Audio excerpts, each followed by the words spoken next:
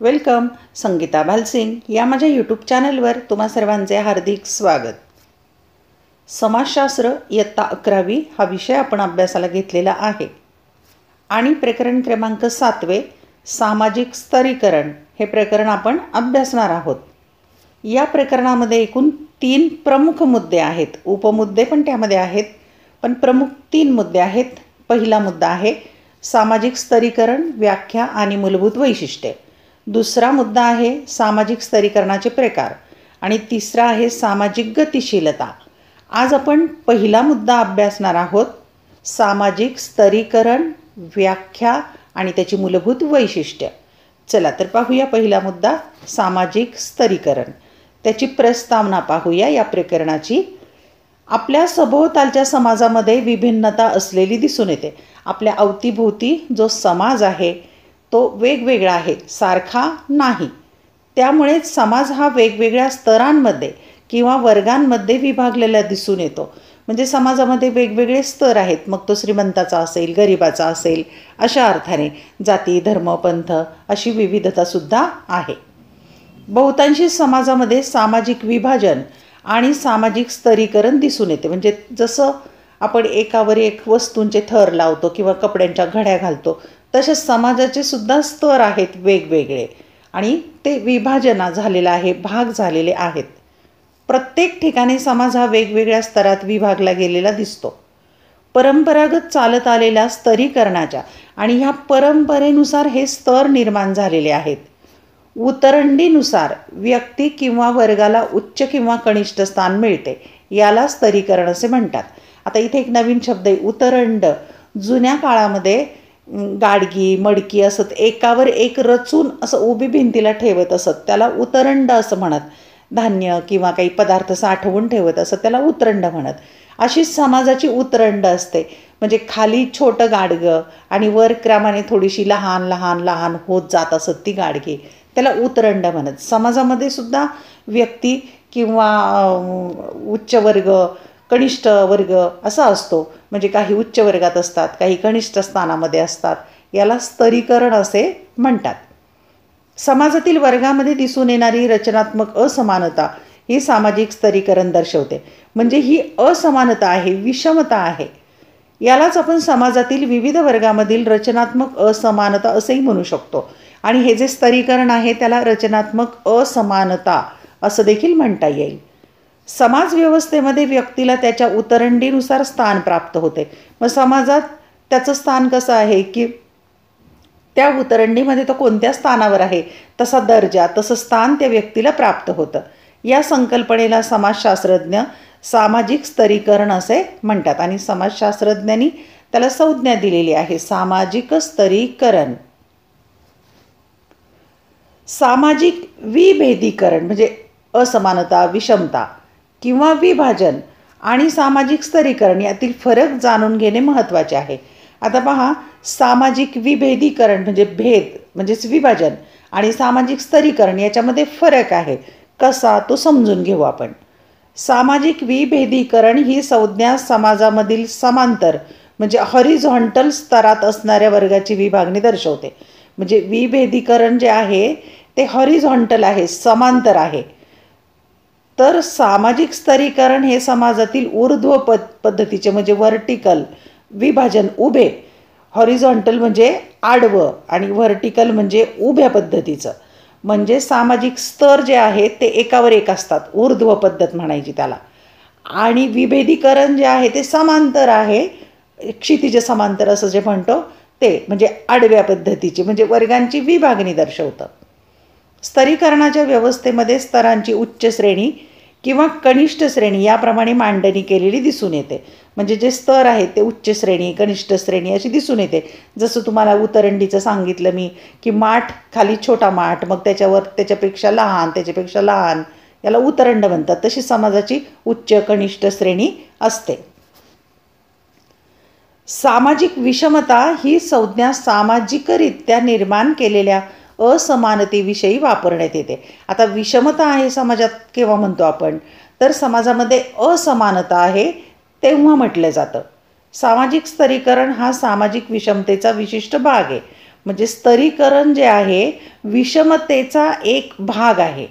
यामधून आपणास समाजातील विशिष्ट वर्ग हे एकमेकांच्या अनुषंगाने कसे रचले गेले आहे ते दिसून येतात आणि मग त्यावरूनच आपल्याला समाजातली जी रचना आहे विशिष्ट वर्गांची ती दिसून येते.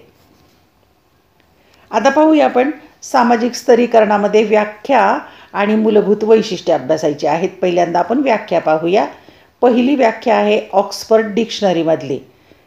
सामाजिक स्थान किंवा वर्ग यावर आधारित असणारी समाजाची विभागणी म्हणजे सामाजिक स्तरीकरण होय. आता सामाजिक स्तरीकरणाची ऑक्सफर्ड डिक्शनरीमध्ये व्याख्या काय, तर सामाजिक स्थान आणि वर्ग यावर आधारित समाजाची विभागणी होणं म्हणजेच सामाजिक स्तरीकरण होय. दुसरी व्याख्या आहे पास्कल गिसबर्ट यांची. श्रेष्ठ कनिष्ठतेच्या तत्वावर समाजाची कायमस्वरूपी गटात केलेली विभागणी म्हणजे सामाजिक स्तरीकरण. म्हणजे काही उच्च जातीतले किंवा उच्च व्यक्ती, काही कनिष्ठ व्यक्ती कनिष्ठ जातीतले या तत्वावर जर समाजाची कायमस्वरूपी विभागणी केलेली असेल तर त्याला सामाजिक स्तरीकरण असं म्हणतात. ही पास्कल आणि गिसबर्ट यांनी केलेली व्याख्या. तिसरी व्याख्या पाहूया हॅरी जॉन्सन यांनी केलेली. सामाजिक स्तरीकरण ही अशी प्रक्रिया आहे की ज्यामध्ये विविध व्यक्तींना आणि समूहांना भिन्न भिन्न स्तरात श्रेणीबद्ध केली जाते. म्हणजे अशी रचना आहेत की वेगवेगळे व्यक्ती किंवा समूह असतील तर त्यांना भिन्न भिन्न श्रेणीमध्ये टाकलं जातं. त्यामुळे एका स्तरामध्ये असणारे व्यक्ती किंवा समूह समान श्रेणी प्राप्त करतात. म्हणजे एका स्तरामध्ये असणारे व्यक्ती समान असतात किंवा समूह समान असतो. हॅरी जॉन्सनची व्याख्या. आता पाहूया आपण सामाजिक स्तरीकरणाची मूलभूत वैशिष्ट्ये. काय वैशिष्ट्ये आहेत सामाजिक स्तरीकरणाची? पहिलं वैशिष्ट्य, स्तरीकरण सामाजिक स्वरूपाचे असतं म्हणजे सोशल आहे. हे सामाजिक स्तरीकरण हे व्यक्तीमधील भिन्नतेचे स्वरूप नसून समाजाचे एक वैशिष्ट्य आहे. म्हणजे व्यक्तीची भिन्नता नाही आहे ती, तर ते समाजाचं वैशिष्ट्य आहे स्तरीकरणाचं. थोडक्यात स्तरीकरण हे शारीरिक योग्यतेनुसार ठरवले जात नसून म्हणजे कुणाची शरीरयष्टी कशी आहे त्या शरीरावरून ठरवले जात नसून सामाजिक नीतिनियम रीती परंपरेनुसार ठरवले जाते. म्हणजे समाजाचे जे नीतिनियम असतात, रीती चाली परंपरा असतात त्याच्यानुसार ठरवलं जातं. त्याचबरोबर स्तरीकरण राजकीय आर्थिक धार्मिक अशा इतर संस्थांवरही अवलंबून असतं. म्हणजे राजकीयदृष्ट्या धार्मिकदृष्ट्या आर्थिकदृष्ट्यासुद्धा स्तरीकरण होत असतं. म्हणजे स्तरीकरण हे सामाजिक स्वरूपाचं आहे, ते व्यक्तीच्या शरीरयष्टीवर ते अवलंबून नाही. दुसरं वैशिष्ट्य आहे स्तरीकरण हे पिढ्यानपिढ्या टिकून राहतं. सर्व समाजामध्ये पालकांचा असलेला सामाजिक दर्जाच मुलांना प्राप्त होतो. म्हणजे पालकांचा जो दर्जा आहे तोच दर्जा मुलांना मिळतो. अशा प्रकारे विषमतेची ही रचना पिढ्यानपिढ्या चालूच राहते. म्हणजे एका पिढीकडून दुसऱ्या पिढीकडे चालूच राहतं. 3, सार्वत्रिक परंतु बदलणारे असते. म्हणजे हे सापेक्ष आहे, कायमचं बदलणार आहे. आपणास सर्वत्र सामाजिक स्तरीकरण पाहायला मिळते, सगळीकडे मिळतं पाहायला. त्याचबरोबर सामाजिक विषमतेच्या स्वरूपामध्ये वैविध्य दिसून येते आणि विषमतासुद्धा आहे ती वेगवेगळ्या प्रकारची आहे, विविध प्रकारची आहे. विषमता ही कोणत्या बाबतीत आणि कशा स्वरूपाची आहे हे समाजानुसार बदलत असतं आणि जसा समाज वेगळा तशी विषमतासुद्धा बदलते. चौथं वैशिष्ट्य आहे विषमता अंतर्भूत असते म्हणजे अंतर्गत असते. कोणतीही स्तरीकरणाची व्यवस्था ही काही ठराविक व्यक्तींना जास्तीत जास्त संधी उपलब्ध करून देते आणि त्यांचे फक्त समर्थनच नाही तर हे कसे योग्य आहे याचा पाठपुरावा करते. म्हणजे इतकी विषमता असते की त्यातल्या काही लोकांना खूप चांगल्या संधी मिळतात आणि काहींना अजिबात मिळत नाहीत. त्यामुळे जास्त संधी मिळते ते समर्थन करतात त्याचं. समाजानुसार विषमतेचे स्वरूप व विश्लेषण बदलत जातं. विषमतेचं स्वरूपही कोणता समाज आहे त्यानुसार ते बदलत जातं. म्हणजे विषमता अंतर्गतच असते.